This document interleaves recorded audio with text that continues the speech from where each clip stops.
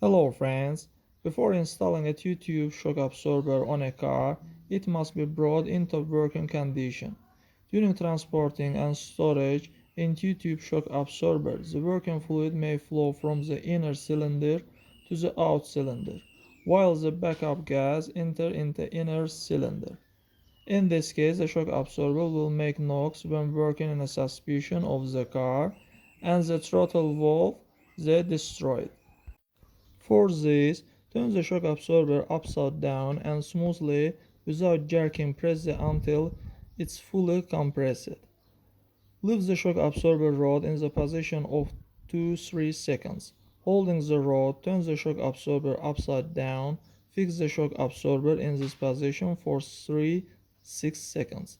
After maintaining the shock absorber in the vertical position, specify time and smoothly extend to the rod to the end of the stroke. While holding the shock absorber with the rod up, squeeze the rod 5-8 times.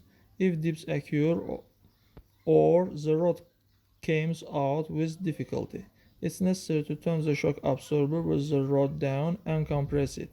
Turn it over and pump it again in the position. Holding the shock absorber vertically with the rod up, perform a control operating by short movement of the rod. Make sure that the piston moves smoothly without dips.